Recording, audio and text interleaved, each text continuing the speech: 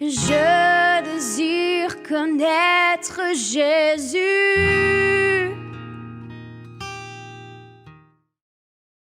Comment reconnaître le parler en langue? Merci.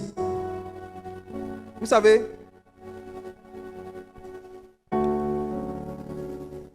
le don du parler en langue est le don qui est le plus combattu dans le cœur des croyants par l'ennemi, par les démons, par le diable. Parce que c'est le seul don qui est nouveau dans la nouvelle alliance. Je reprends. Le don du parler en langue est le seul don qui est nouveau dans la nouvelle alliance. Si vous regardez tous les dons qui ont été cités par Paul, c'est des dons qui se manifestaient dans l'Ancien Testament. Le don de prophétie, le don des paroles de sagesse, le don d'opérer des miracles, le don des paroles de connaissance. On voit ça avec les prophètes. On voit ça. Mais le don qu'on n'avait jamais vu, c'est quelqu'un qui parlait la langue des anges, mon frère. C'est le seul don qui est nouveau dans la nouvelle alliance. Et ce don-là a une puissance tellement effrayante pour le camp de l'ennemi que le diable fait tout pour pousser le maximum de croyants soit à se désintéresser à ça, ou même quand ils l'ont reçu, à ne pas l'exercer. Si vous lisez 1 Corinthiens, le chapitre 14, Paul, parlant de ce don, a dit que celui qui prophétise parle aux hommes, il les édifie, il les exhorte et il les console. Mais celui qui parle en langue ne parle pas aux hommes, il parle à Dieu. C'est un esprit qu'il dit des mystères. Personne ne le comprend. C'est écrit comme ça. Est-ce que tu comprends?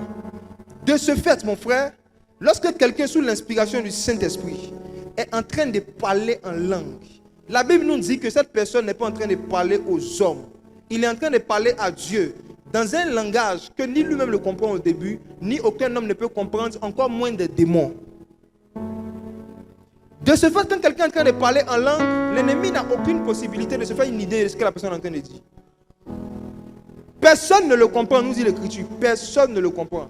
Pour pouvoir comprendre, il faut avoir un autre don spirituel qui est appelé le don d'interprétation des langues. Le don d'interprétation. Maintenant, à quoi sert le don du parler en langue? Je vais donner 3 choses dessus rapidement, mais il y a un enseignement complet qu'on a déjà donné dessus. Ceux que ça intéresse, après aujourd'hui, vous allez pouvoir donner vos noms et on va vous envoyer ça par WhatsApp. Première chose, le Seigneur dit dans 1 Corinthiens 14 que celui qui parle en langue, il s'édifie lui-même. Qu'est-ce que signifie s'édifier? S'édifier, ça veut dire s'enseigner. Et l'édification, c'est l'enseignement. L'édification, c'est le fait de recevoir des révélations ou des informations qui vont faire grandir ta foi, qui vont te faire grandir spirituellement. Et la Bible dit clairement que celui qui parle en langue, c'est exactement l'expérience qu'il vit. En fait, celui qui parle en langue vit la même expérience que quelqu'un qui est en train d'écouter une prédication. Je reprends. Celui qui parle en langue, c'est comme s'il est en train d'écouter un enseignement très profond. Mais lui, l'enseignement qu'il est en train de recevoir est plus profond qu'une prédication parce que l'enseignement se fait dans la langue des anges. Quand quelqu'un écoute une prédication en français, il est édifié. La Bible dit que quand quelqu'un parle en langue, il est édifié. Mais mon frère, une édification qui vient dans une langue humaine et une édification qui vient dans une langue céleste, qu'est-ce qui est plus édifiant? Celui qui parle en langue s'édifie lui-même. Et ce qui est grave encore dans cette phrase, c'est quoi? Regarde. S'édifier aussi, ça veut dire recevoir des paroles de Dieu. Recevoir des paroles qui sortent de la bouche de Dieu. Ça veut dire se nourrir. Et la Bible nous dit qu'un jour dans Matthieu chapitre 4, Jésus était dans le désert et Satan est venu le tenter.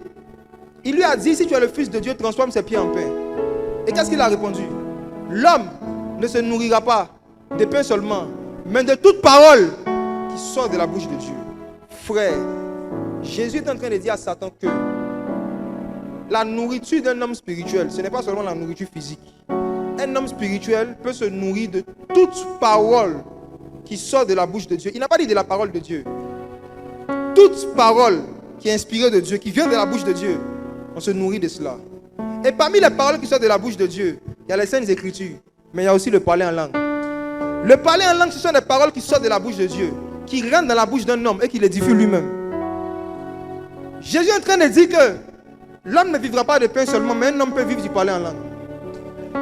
Mes frères et sœurs, demandez aux gens qui ont l'expérience pratique de ces choses. Ils vont vous dire, quand tu exerces ce don, quand tu pratiques, tu manifestes ce don, quand tu pries en langue, ça peut couper ta faim. Qui a déjà vécu ça? Quand tu passes un long temps priant en langue, arrivé un moment où tu as l'impression qu'il y a une masse ici dans tes entrailles. C'est réel, hein? Tu sens ça. C'est vraiment une nourriture. Et qu'est-ce qui se passe? Ce sont des messages que tu reçois qui sont dans ton esprit. Maintenant, si tu dois traduire ça à quelqu'un, il faut que tu aies le don qu'on appelle le don d'interpréter les langues. Le don d'interpréter les langues, c'est la faculté de comprendre et de parler en langue. Maintenant, quand tu vas comprendre ce que tu disais en langue, quand tu vas venir le donner à quelqu'un, tu seras en train de prophétiser. Oui. Si quelqu'un parle en langue, que je comprends ce qu'il dit, quand je vais commencer à traduire ce qu'il dit, je suis en train de prophétiser. Le don d'interprétation, ce n'est pas la faculté d'expliquer directement ce que quelqu'un est en train de dire, c'est la faculté de comprendre. Quand tu es en train de traduire, tu prophétises. Parce que celui qui prophétise parle aux hommes. Satan ne veut pas que les croyants vivent tout ça. Donc qu'est-ce qu'il fait? Il a envoyé des fausses doctrines que je vais lister rapidement. Première des fausses doctrines, ce n'est même pas ce que tu as dit. Ce que tu as dit, c'est la deuxième. Ou non, c'est le diable qui passe pour donner des langues. J'arrive dessus tout à l'heure, on va régler ça. Regarde, la première fausse doctrine, on dit que si quelqu'un veut parler en langue dans un rassemblement de chrétiens, il faut absolument qu'il donne l'interprétation. Tu as déjà entendu ça? Cette doctrine est basée sur quoi? Cette doctrine est basée sur une mauvaise interprétation de ce que Paul a dit dans 1 Corinthiens 14, que je vais expliquer simplement. Si vous lisez 1 Corinthiens 14, Paul dit que si un homme vient se tenir devant l'assemblée et qu'il ne dit pas des paroles intelligibles, il ne dit pas des paroles dans une langue qu'on peut comprendre, comment est-ce que le peuple dira Amen? Ça veut dire que si un homme est dans la position de quelqu'un que tout le monde est en train d'écouter, tout le monde fait silence, on l'écoute, et qu'il ne dit pas des choses qu'on peut comprendre, comment est-ce qu'on pourra dire Amen, vu que c'est à nous qu'il s'adresse, il n'est pas en train de parler à Dieu? Je réponds. Yeah. Écoutez bien, Paul dit, si je viens devant vous, et que je commence, ribaka sans sauce, j'ai fait ça. Si c'est à vous que je m'adresse, comment vous allez pouvoir répondre Amen, vu que le message vous est adressé? Il est en train de parler de la position de quelqu'un qui est dans une position soit d'un prédicateur, où c'est le temps d'enseigner, ou bien quelqu'un qui est dans une position où on lui a dit de bénir l'assemblée, de dire des paroles pour bénir l'assemblée. L'assemblée doit pouvoir comprendre ce qu'il dit pour dire Amen. Et si cette personne-là vient parler en langue dans une telle situation, il n'édifie pas. Qui sera édifié? Vu que c'est à nous qui s'adresse, ce n'est pas à Dieu. Donc Paul dit que si je viens m'adresser à une assemblée qui est en train de m'écouter comme vous m'écoutez actuellement, je n'ai pas le droit de venir là puis vous regarder et dire ribaba, ribobo. Comment vous allez pouvoir me répondre? Comment vous allez pouvoir dire Amen, vu que c'est à vous que je parle? Vous ne pourrez pas. Donc si je dois m'adresser à vous, je dois absolument parler dans une langue que vous comprenez parce que c'est à vous que je parle. Maintenant, dans le même 1 Corinthiens 14, Paul dit, il y a différents parler en langue. Il y a un parler en langue où il y a un message que Dieu veut donner au peuple. Donc tu parles en langue et tu as l'obligation d'interpréter pour que le peuple en reçoive une édification parce que c'est à eux que tu es en train de t'adresser. Ça, c'est une manifestation. Maintenant, il a parlé d'une autre manifestation dans 1 Corinthiens 14 où celui qui parle en langue ne parle pas aux hommes, mais à Dieu. Oh! Quelqu'un qui est en train de parler à Dieu, toi, tu as besoin de comprendre. Qui est gourou ici? Il veut un gourou. Ils sont partout. Je sais qu'il y en a forcément un quelque part. Voilà, voici un frère gourou. Qui est bêté? Qui est baoulé? Je pense que c'est ces trois ethnies-là. Regardez quelque chose. Supposons que je donne un sujet de prière. Je dis, mes frères, nous allons prier pour que le Seigneur donne longue vie au président Alassane. Là, les gars de AMP. Bon, regardez. Supposons que je donne un sujet de prière. Je dis, prions pour le président, que Dieu le garde. Prions. Maintenant, lui, il se met à prier en gourou. Les baoulés prient en baoulé et les bêtés prient en bêté. Est-ce qu'ils ont le droit de le faire? Vous êtes sûr? Vous êtes sûr? Si je donne un sujet de prière, est-ce que chacun a le droit de prier dans sa langue maternelle? Oui? Qui dit non? Pourquoi? On ne se comprend pas. Mais est-ce que c'est à moi qui parle? Bon, regardez, ma soeur, regarde. Au milieu de nous, souvent, il y a des anglophones qui viennent, tu vois. On a fait une retraite récemment, il y a une qui était venue des États-Unis. Elle ne comprend pas français. Oui, quand on donne un sujet de prière, par exemple, son mari lui dit, on dit de prier, par exemple, pour le réveil spirituel. Pendant que nous sommes en train de prier, nous, on prie en français, donc elle n'a pas le droit de prier en anglais, parce que nous, on ne comprend pas. Elle doit traduire ce qu'elle dit. Non, tu comprends pas le contexte, hein. Tu vois pas on est assis, non? Supposons que toi-même qui es là, supposons que tu ne parlais qu'anglais, tu ne comprenais pas français, hein? Et puis je donne un sujet, ta voisine te traduit, il dit de prier pour le président. Prions. Tu n'as pas le droit de prier en anglais. De ta place où tu es. Si. C'est ce qui s'est passé dans Actes chapitre 2, le jour de la Pentecôte. La Bible dit que certains parlaient en arabe, d'autres parlaient perse, d'autres parlaient mais chacun priait dans des langues qui existaient. Les apôtres ne se comprenaient pas entre eux parce que ce n'était pas leur langue maternelle, vrai ou faux? Ils ne se comprenaient pas entre eux. Donc il y a une manifestation du parler en langue où les gens qui sont là n'ont pas besoin de comprendre parce que ce n'est pas à eux que tu parles. Tu parles à Dieu. Et celui qui parle à Dieu n'a pas le devoir d'interpréter ce qu'il est en train de dire aux autres. Donc de la même manière que le frère Gouro qui est là, si je donne un sujet de prière et qu'il décide de prier en Gouro, son voisin ne doit pas lui dire tais-toi, prie en français parce que je ne comprends pas. S'il te fait ça, je lui dis c'est pas toi que j'ai pris. Et puis tu captes ton Gouro encore. De la même manière, si nous sommes dans une assemblée et qu'un sujet de prière est donné, si moi j'ai décidé de parler à Dieu, pas à toi, je n'ai pas le droit de t'interpréter ce que j'ai dit. Si on donne le sujet de prière, que j'ai dit Rabrouski manto de la vis, les clauses de manto de la das, que tu m'interpelles, tu dis frère, je ne comprends pas. Il dit c'est pas à toi il parle. Tu as fait rien. Ici en train de parler à Dieu. Tu as besoin de comprendre à la brassouki vis. Frères et sœurs, le Seigneur n'a pas interdit de parler en langue dans l'assemblée. Mais il y a deux contextes qu'on voit dans 1 Corinthiens 14. Si tu t'adresses au peuple, il faut qu'il puisse répondre Amen. Donc tu dois parler dans une langue qu'ils comprennent. Si tu t'adresses à Dieu, personne ne te comprend. Tu n'as pas besoin de te traduire. Alléluia. Merci. Maintenant, regardez quelque chose. Lorsque nous avançons un peu, Paul maintenant dit, je souhaite que tous parlent en langue. Je souhaite que tous parlent en langue et que tous prophétisent. Venons maintenant sur le cas de dire qu'il y a des croyants qui ne doivent jamais parler en langue, qui ne vont jamais parler en langue. Je ne suis pas d'accord avec ça. Dans 1 Corinthiens 12, la Bible montre clairement que tous parlent-ils en langue. Non. Ce n'est pas un don que Dieu donne à tout le monde dès la conversion. Je suis d'accord. Mais le désir de Dieu, c'est que nous tous, à un moment ou un autre de notre marche, on manifeste ce don.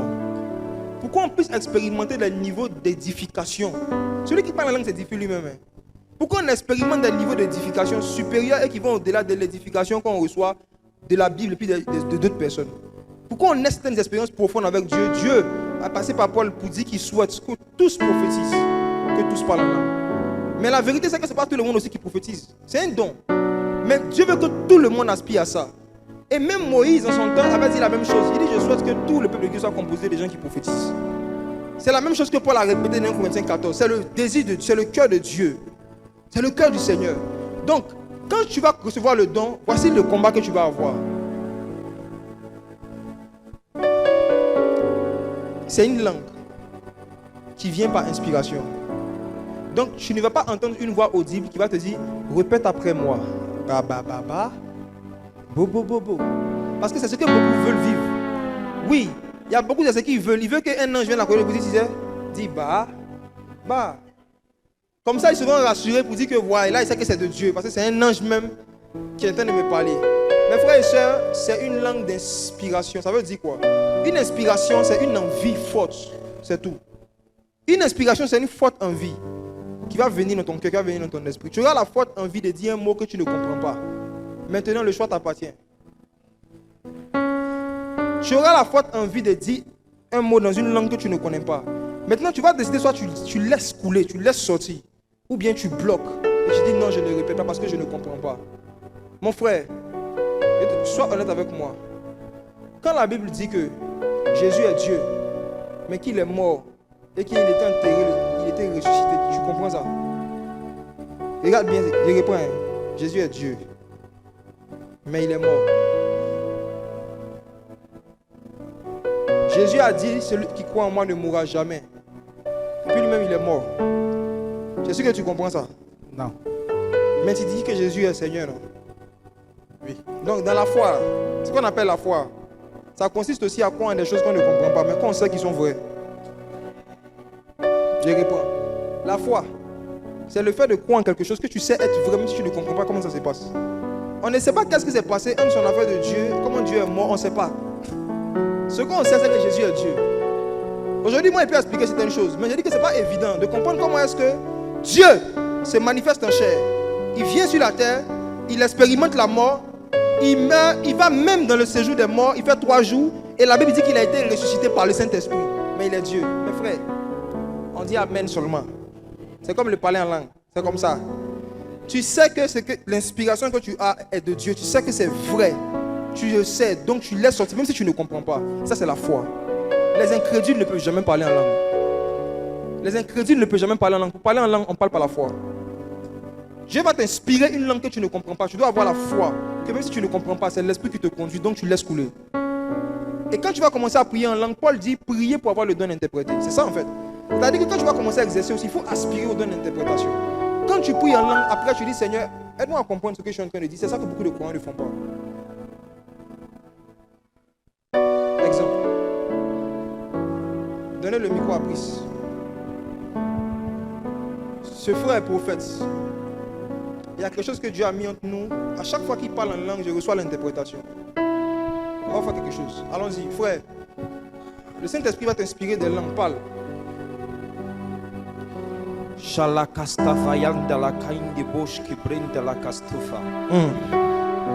Ilosta vinda la cos brende la shinde kando fos que brenda la ka. Ilonde la shi avos brende blesh con la candela stibra ilo. Ili divide losti kama shilo pro. The law find the light sinda la kanda si. May the Lord the shame the brain the Lord on the brace sabata kuda vuska prata. Amen. Voici ce que disait le Saint-Esprit par lui. Le Seigneur dit qu'il y a quelqu'un qui est dans cette salle qui a eu à lire il y a plusieurs jours le livre de Psaume 51. Et tu as commencé à lire ça. Et il y a des passages qui t'ont touché. Mais tu as senti dans ton cœur que tu dois revenir. Tu es passé à autre chose. Mais le Psaume 51 t'avait particulièrement touché. Et tu as dit que tu dois revenir bien méditer dessus. C'est qui? Tu peux lever la main simplement. Psaume 51. Le psaume de David qu'il a écrit après avoir couché avec Bathsheba. Il y a plusieurs jours. C'est qui?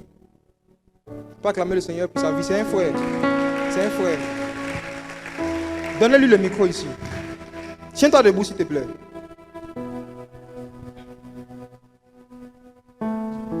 Regarde, lui qui a posé la question. Regarde ce qui s'est passé.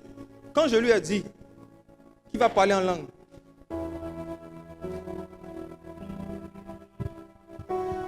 est-ce qu'il a dit si Dieu veut? Est-ce que quand je lui ai dit qu'il va parler en langue, il a vu qu'il a pris un cantique d'abord pour se disposer? Est-ce qu'il a vu, il s'est concentré? Tu sais pourquoi? Parce que c'est une langue. Tout de suite, quand tu as pris le micro, quand tu voulais me parler, c'est que tu t'es concentré. La langue est en toi. Chaque fois que tu veux exprimer quelque chose, tu la laisses sortir, c'est tout. C'est comme ça avec ce don-là. Maintenant, quand il parle, par la grâce du Seigneur, j'ai l'interprétation de la langue. Et donc, le message qui est donné est une prophétie maintenant pour quelqu'un. Est-ce que tu vois? Le psaume 51 que tu as lu, il y a un passage qui avait fait tic dans ton esprit précisément où David dit « J'ai péché contre toi et contre toi seul. » En sorte que tu seras juste dans tes jugements. Ton esprit s'est attardé dessus. Est-ce que tu te souviens de ça dans ta méditation? Pas vraiment. Pas vraiment? Je te vois par Jésus-Christ. Pendant que tu es en train de lire, et t'attarder sur le passage où David dit précisément que j'ai péché contre toi et contre toi seul. En sorte que tu seras juste dans tes châtiments, juste dans tes jugements. Il parlait vraiment de la justice. Et quand tu es en train de regarder, la scène en fait du péché de David t'est revenue et tu t'es demandé, mais si c'était toi qui étais à la part de David, tu allais avoir la force même de faire tout ça. Tu as vu l'amour de Dieu, la compassion de Dieu. C'est ça. N'est-ce pas? Oui. Et il y a une voix qui t'a dit à l'intérieur de toi que un jour, si tu te retrouves dans la situation que David, tu vas faire quoi? Parce que tu ne t'es pas retrouvé exactement dans la même situation que David, mais tout en restant discret, tu avais fait quelque chose qui t'avait fait culpabiliser. Et tu as lutté avec la culpabilité longtemps, tu avais fini avec ça. C'est longtemps après même que tu as lu ce passage en question. Et je suis en train de te demander qu'est-ce qui arrive. Il y a une compassion qui est montée dans ton cœur pour certains frères, pour certains chrétiens parfois, qui peuvent se retrouver dans certaines situations. Et puis il n'y a personne pour les faire croire qu'ils peuvent revenir à Dieu, recommencer leur relation avec Dieu. Parle-moi. Oui, c'est exact. Ok. C'est tout ça, c'est ce que j'ai entendu dans sa bouche et je suis en train de dire. C'est ce qu'il disait tout à l'heure.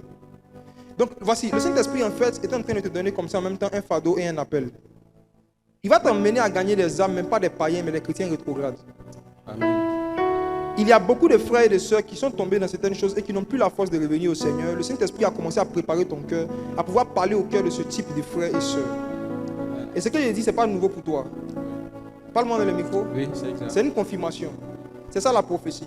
Quand tu prophétises à quelqu'un qui a l'esprit de prophétie, la prophétie est censée être une confirmation pour lui. La prophétie, ce n'est pas lorsque Dieu parle. La prophétie, c'est le fait de répéter quelque chose que Dieu a déjà dit. Dieu a déjà parlé une fois et la prophétie, c'est Dieu parle la deuxième fois. Quand on prophétise, ce n'est pas que Dieu est en train de parler, c'est que Dieu a déjà parlé. On ne fait que répéter ce que l'Esprit a déjà dit. Et voici. Tu peux redonner le micro là, merci. Il répond à ta question comme ça.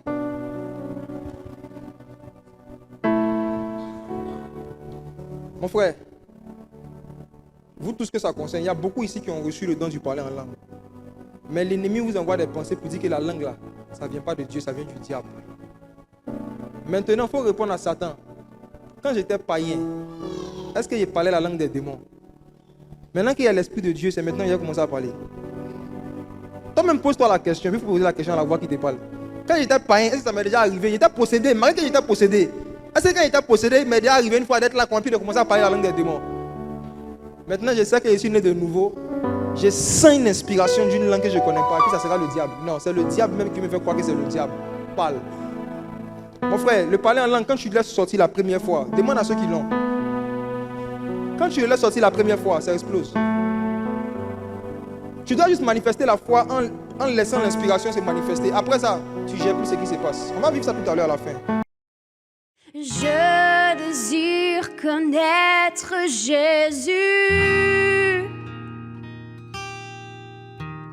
Je désire connaître Jésus.